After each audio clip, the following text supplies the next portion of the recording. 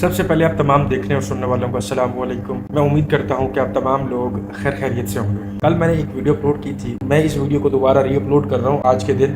آپ کائنڈلی اس ویڈیو کو دیکھیں اور اس کو سمجھنا بہت ضروری ہے تاکہ آپ کو پتہ چل سکے کہ کس طرح سے قرآن اور اللہ پر جھوٹ باندھا جا رہا ہے۔ سب سے پہلے دلیل جو ہے وہ میں قرآن پاک سے دوں گا، ٹھیک ہے۔ قرآن پاک کے اندر جو ہے نا دو جلسوں کا ذکر ہے، دو محفلوں کا ذکر ہے۔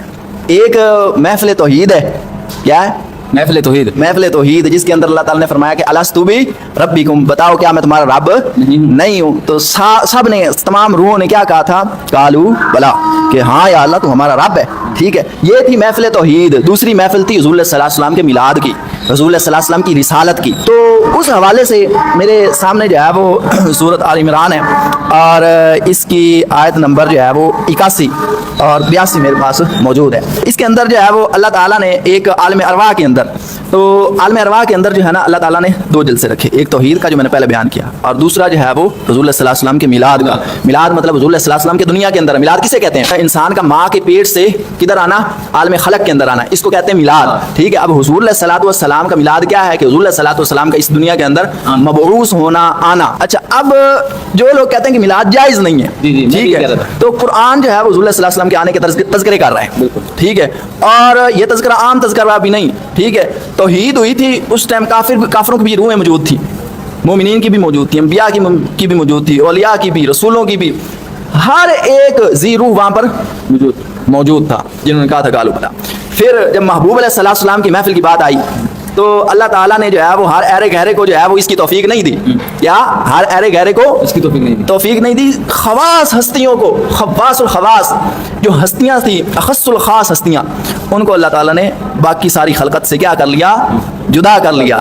قرآن اس نے ہاتھ میں رکھا ہوا ہے، سورہ کا نام بھی بتا دیا، آیت کا نمبر بھی بتا دیا، مگر آپ لوگ جب اس ترجمے کو ریڈ کریں گے، ترجمے کو بھی اسکرین پہ میں آپ کو دکھاؤں گا، دیکھیں گے تو وہاں پر صرف سچی توحید کے علاوہ دوسری کوئی بات نہیں۔ اب اس آیت کا ترجمہ آپ کے سامنے ہے۔ جب اللہ تعالیٰ نے نبیوں سے عہد لیا کہ جو کچھ میں تمہیں کتاب و حکمت دوں، پھر تمہارے پاس وہ رسول آئے جو تمہارے پاس کی چیز کو سچ بتائے، تو تمہارے لیے اس پر ایمان لانا اور اس کی مدد کرنا ضروری ہے۔ فرمایا کہ تم اس کے اقراری ہو اور اس پر میرا ذمہ لے رہے ہو۔ سب نے کہا کہ ہمیں اقرار ہے۔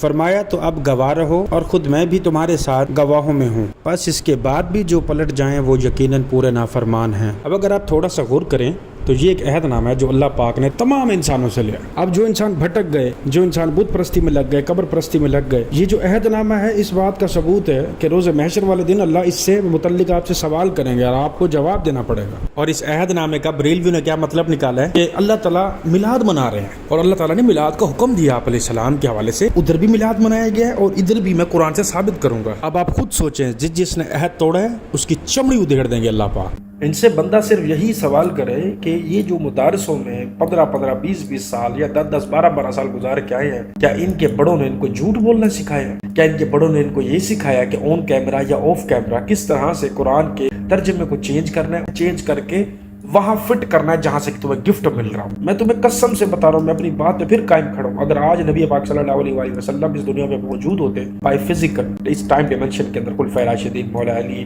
اہل بیت تمام موجود ہوتے، یہ بندہ اور اس جیسے جو بھی بندے جو بھی اس طرح کی قرآن پہ جن کے جھوٹ باندھتے ہیں، اللہ پہ جھوٹ باندھتے ہیں، وہ سلامت نہ ہوتے، ان کی گردنیں سلامت ہی نہ ہوتی ان کی دڑوں پہ۔ یہ ایمان ہے میرا۔ طلب قرآن کی آیت کا ترجمہ کر۔ الذین یقیمون الصلاۃ ویؤتون الزکاۃ وہم راکعون، اللہ کے نیک بندے بھی مددگار ہیں۔ کیا ترجمہ کیا؟ دوبارہ کرنا۔ والذین یقیمون الصلاۃ ویؤتون الزکاۃ وہم راکعون، اللہ کے نیک بندے بھی مددگار۔ اس کا ترجمہ ایسے ہے کہ وہ لوگ جو نماز قائم کرتے ہیں، زکوٰۃ ادا کرتے ہیں اور رکوع کرتے ہیں۔ چلو دوبارہ ترجمہ کرو۔ الذین یقیمون الصلاۃ ویؤتون الزکاۃ وہم راکعون، اللہ کے نیک بندے بھی مددگار۔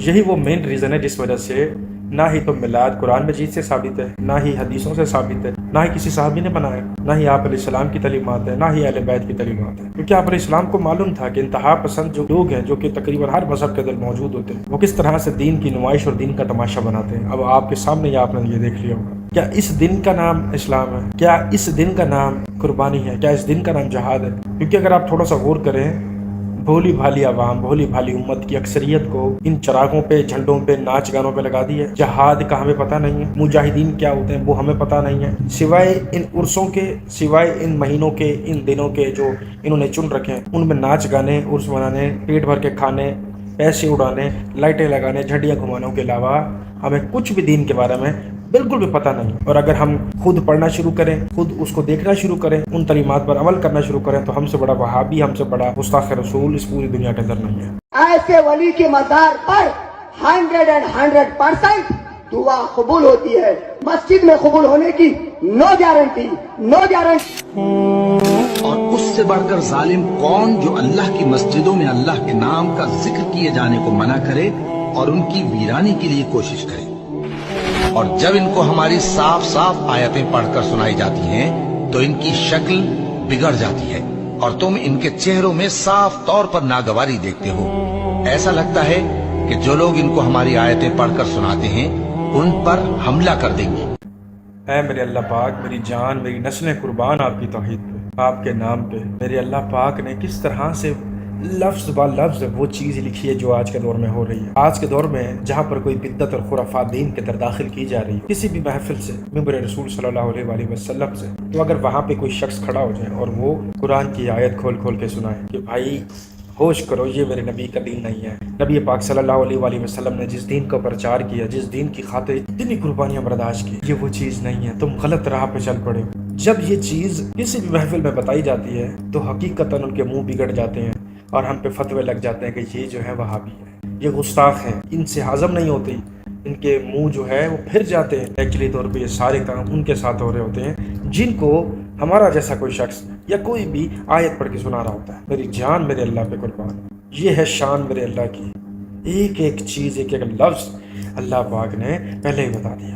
अगर इस दौर में आप अलैहिस्सलाम होते या ये शख्स या इन जैसे लोग आप अलैहिस्सलाम के दौर में होते, इस शख्स की या इन जैसे लोगों की गर्दनों के धड़ों पर सलामत होती। ये बात करने के बाद ये बात कोई मुशरिक करे ना, कोई गैर मज़हब करे, समझ में आती है, क्योंकि उसका काम है। हमारे अपने मज़हब के लोग उस काम, उस रास्ते पे चल गए हैं जिन कामों के खिलाफ कुरान है, जिन कामों के खिलाफ, जिन तालीमात के खिलाफ आप अलैहिस्सलाम है। अभी भी बरेलवियत को, अभी भी ये मिलाद को और अभी भी इन तमाम पीर फकीरी चूटने चाटने को सपोर्ट करोगे? अपनी आंखें खोलो, कुरान से सच्ची चीज़ कोई नहीं है। और इस वीडियो को ख़त्म होने के बाद ज़रा एक सेकंड के लिए सोचिएगा ज़रूर कि नबी पाक सल्लल्लाहु अलैहि वसल्लम ने अपने नाम को बनवाने के लिए मुशरिकीन मक्का वालों से पत्थर खाए थे। क्या नबी पाक सल्लल्लाहु अलैहि वसल्लम के जो दंदान मुबारक शहीद हुए थे, क्या उन्होंने अपनी ज़ात के लिए किया था ये सब कुछ? क्या सहाबा ने, खुलफाए राशिदीन ने, अहले बैत ने अपनी जो गर्दनें कटवाई, घर के घर उजाड़ दिए, किसके नाम पे? अल्लाह वाहिद के नाम पे। तो तुम जब अल्लाह वाहिद पे झूठ बांधोगे, उनकी किताब पे झूठ बांधोगे, तो क्या तुम सलामत होते अगर तुम नबी के दौर में होते?